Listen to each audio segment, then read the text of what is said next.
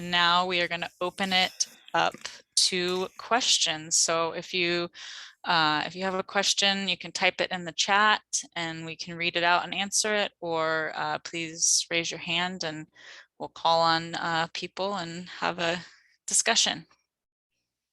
Okay, I'm going to start with a question from the chat, which is, where does the space for the 5-foot planter buffer come from if that space isn't noted in each option?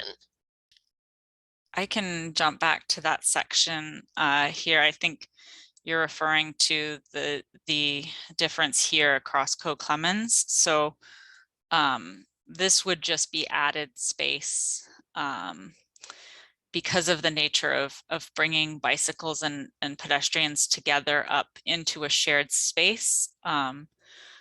Having that buffer was very important. So this actually is a wider section through here.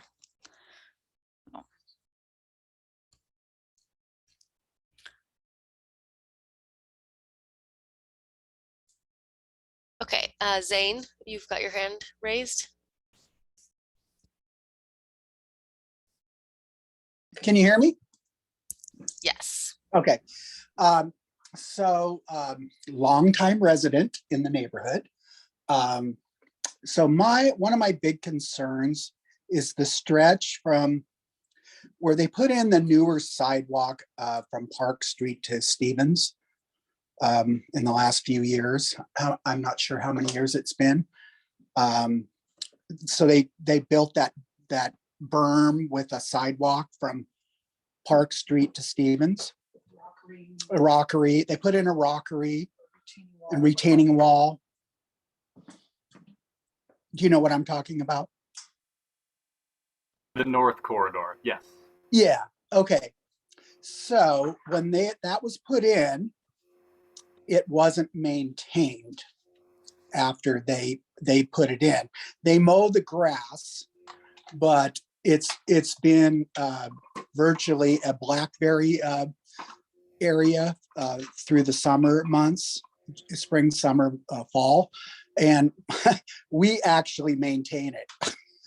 we go down and cut down the blackberries all the time. So with the new addition that you're talking about, will there be a budget to actually make that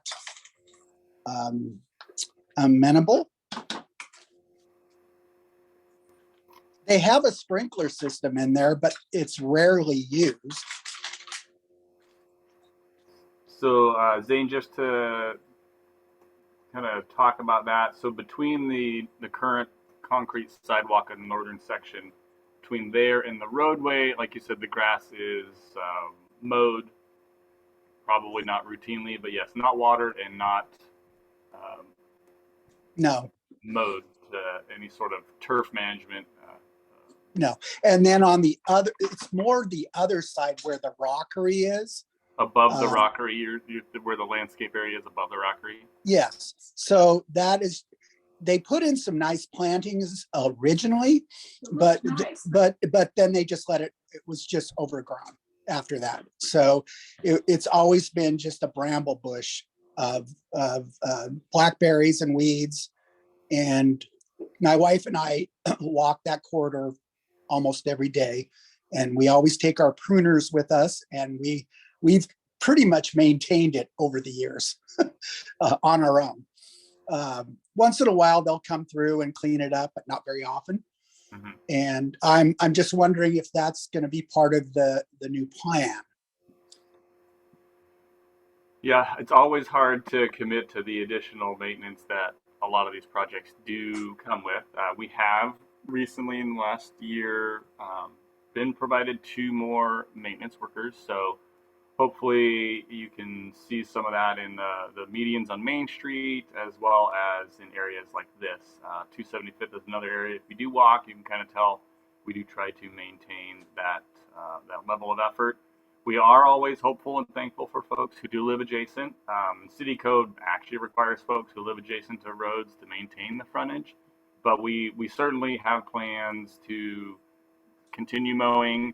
And again, how the rockeries lay out relative to the section here. Sorry, I'm not trying to stare at the wrong screen. I have a couple windows open just looking at, Google Yeah. Earth and IMAP to double check where the walls are and whatnot. But I think making sure the pallets planted adjacent to existing units, if they're on frontage, is commensurate with frontage. And then if it's on a side or a backyard, kind of like what you get into when you're in the Dorothy area or just south of Dorothy, it's backyards from houses up above. Right. So trying to maintain an element that is more wooded without the blackberries is a goal. So I think that's a landscape. We have plenty of landscape architects on the screen here with us to help kind of try Yeah, to I plan can what's jump in on that really quickly too. And when we're looking at, you see in those sections we were showing like a planted buffer with trees, and we're always trying to make sure that we align that with what maintenance has the resources to maintain, because we don't want to see something be installed that isn't maintainable and then it doesn't look good over time. So that will definitely be a conversation that we have with the city and with maintenance on Right. what that's going to be, so that we can set it up to look its best over time. Okay. Can I follow up with one last question before we move on to somebody else? Sure. Okay, so my understanding is this project is being funded by a grant. we were not selected this year in the grant round, so we do have city funds that are relative to transportation. Without a grant, we don't have all the funds necessary, so we're still trying to build that and or apply for additional grants. Okay, well, that's another one of my big concerns because of the environmental mitigation with the creek, Co Clemens Creek, and it seems to me there might be quite a cost overrun working in that little section. And how's that going to be paid for? Yeah, that's a good question. Since it is a water body, we do have different funds eligible for different expenses. So stormwater management does have its own programmatic funding, so that's something we can employ. And there are grants that are specific to that element. So maybe we don't win a grant for the road, but we win a grant for the stormwater management and the creek work that helps offset that. So we do try to use as many resources as we can, and try to again get as many projects done with as many buckets of money contributing as possible. Okay, I'm sorry I'm hogging the meeting here, but I do have one last question and I'll quit after this. So 145th, the roundabout proposal. My biggest concern is 145th is a very steep hill going west off 275th. And even though there's a roundabout, I'm a proponent of roundabouts, don't get me wrong. But if people fly down that hill, and even with a roundabout there, I'm a little worried that still isn't a quite gonna work. Because most roundabouts I've ever seen are pretty much flat areas. The intersections are pretty flat. We're talking about a very steep grade coming down to that roundabout, and it makes me very concerned. That's all I have. Thank you, Zane. No. Okay. Olivia, you're muted if you were trying to say something. Oh. Well, we can't hear you.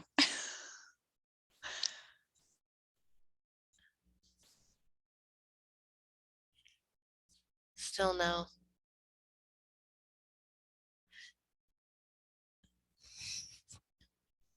Maybe another question from the chat, Hope. Sure. Okay. How about electric bikes? Where do they fit in?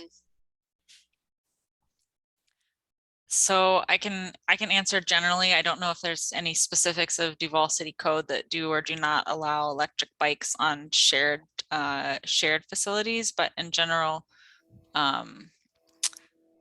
with either of the options that have shared use paths, cyclists would definitely still have the option to take the roadway. And I would imagine that somebody who's, you know, a strong and confident rider or on an e-bike might elect to do that because it will be more friction free and they can move more freely at the speed of traffic.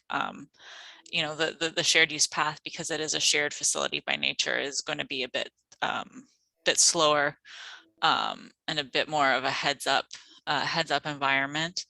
And you know, for the bike lane option, either in the northern segment or in the southern segment where it would be on both sides of the street, certainly that would be open to e-bikes.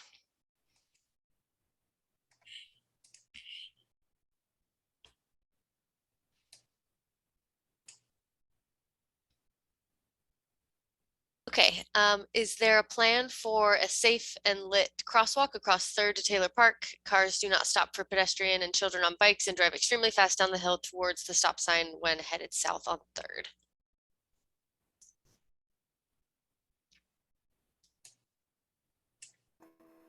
So when we do get into the, you know, details of design, understanding, I think first question that, you know, we're approaching the community with is, you know, commingled ped and bikes with a wider space or individualized bike path and sidewalk. So once we can determine that element, we will look at the crosswalks. Lighting, of course, will be some of the things we had heard from the meeting earlier was, hey, the south portion from 143rd to Big Rock is way too lit.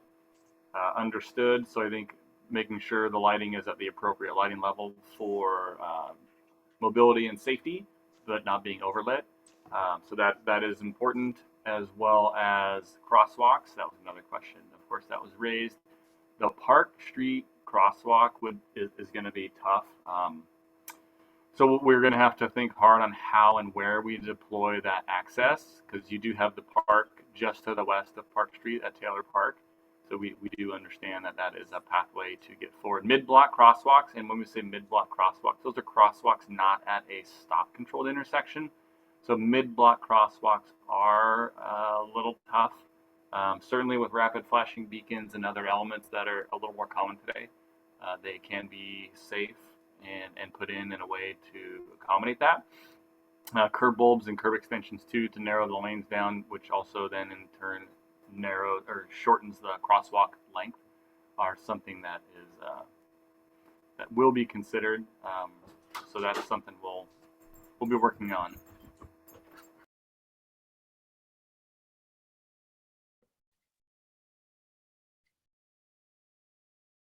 Okay, were bus stops considered? Some on 3rd especially are not well placed where big trucks or trailers have almost clipped kids waiting on corners.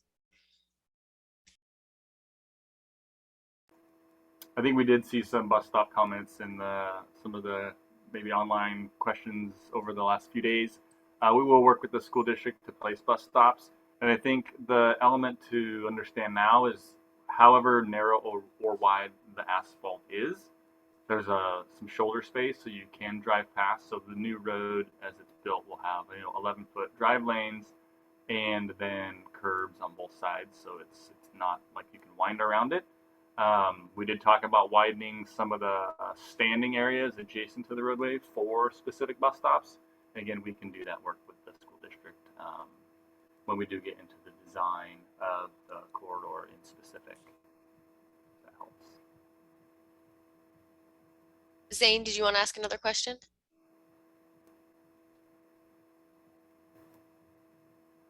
Just to follow up on my question about the 145th roundabout.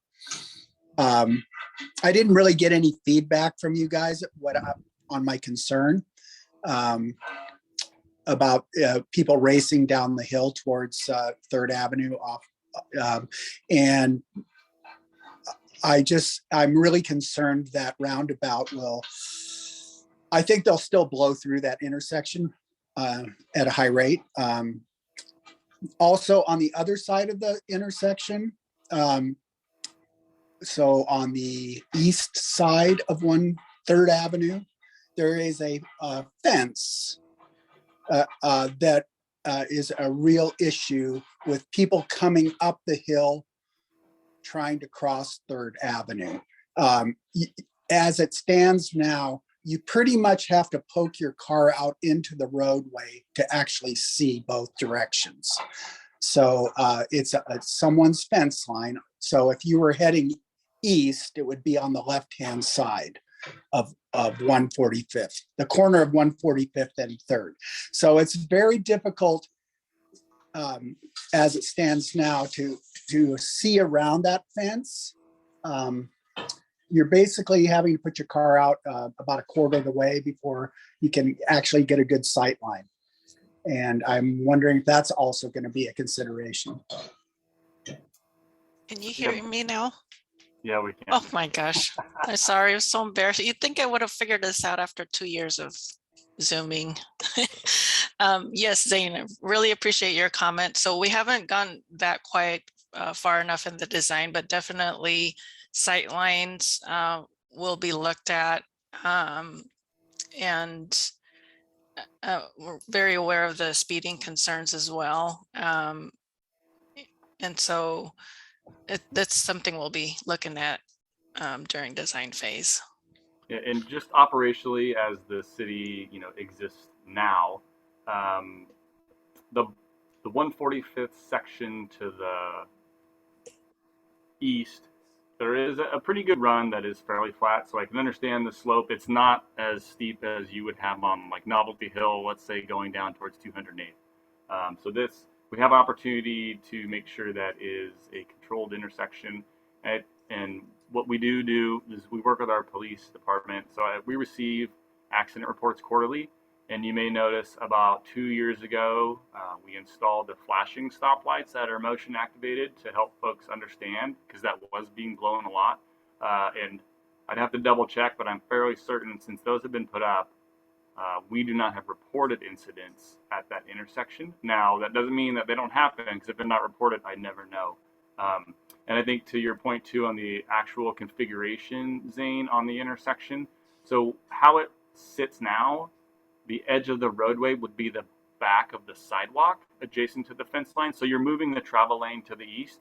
So then that improves your sight lines all the way around that space. So you'd be more in line with the curb line that exists on the south side of that intersection at this point, that is built on the Tuscany Hills corner, which is the southwest corner of the current two-way stop intersection.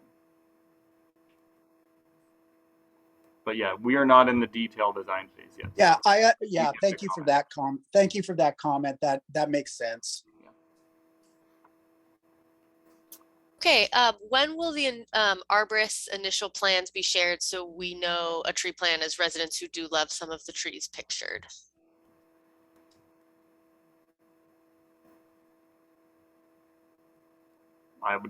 Whenever Olivia's team thinks it's past the draft phase, some of these documents we certainly can post on the website. Trees are important. We will do our best to save those and work around those, and move the project forward in the best way we can. I don't expect that it's a problem to post that, probably. So I think, well, just one thing about that now is that the arborist report is based on these very preliminary options, so it doesn't necessarily speak to what would be kept and what would be removed. So that level of detail will probably come after we start looking at, setting the back of walk, and also looking at if there's retaining walls required and things like that.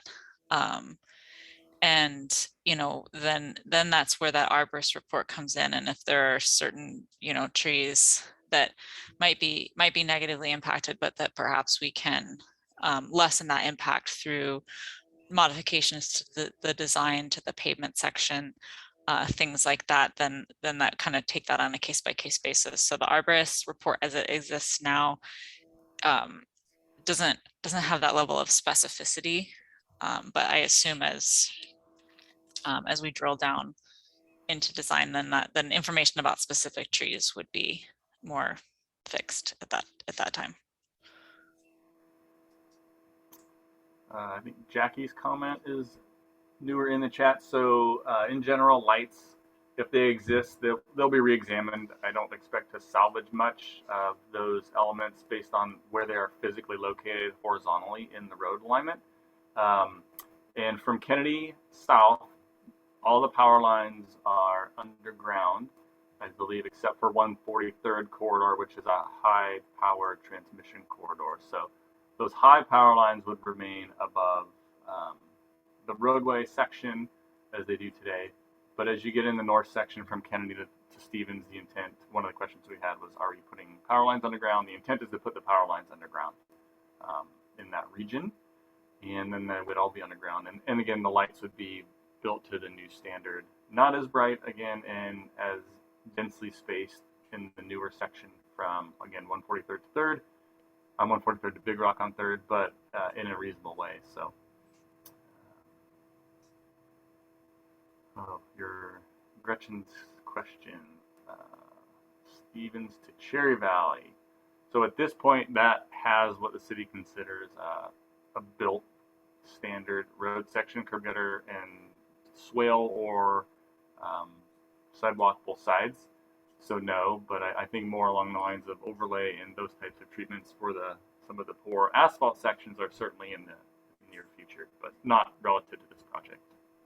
If that makes sense, Gretchen.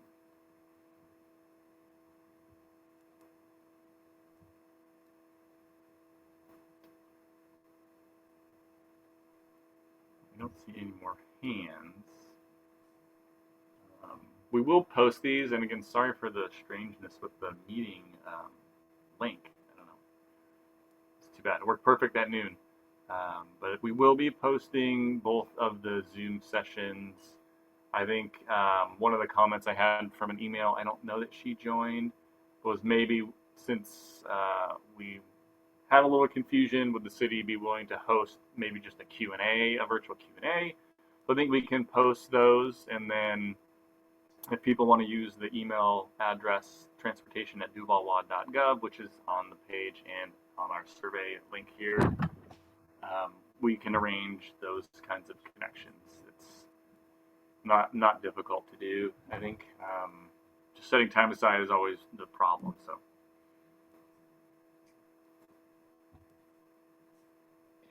So next steps from here, if you come up with a question that hasn't been brought up or you need additional information, you can send your inquiries to transportation@duvalwad.gov, like Steve said. We also have an online survey open where you can put more feedback in there. You can directly scan it on your phone right now. It's also available on the city's website. So we encourage you to check that out. It'll be open till April 15th. And then after that, we'll summarize all the feedback at that point. So you have a couple more weeks here to think about the project. Any other last minute thoughts or comments?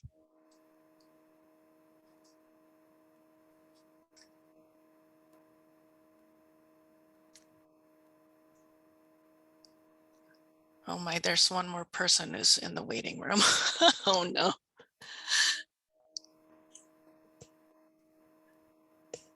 Okay. Well, I think that's about it. Again, if you want to view this, all the information shared today is going to be on the city's website. And feel free to contact us with more questions.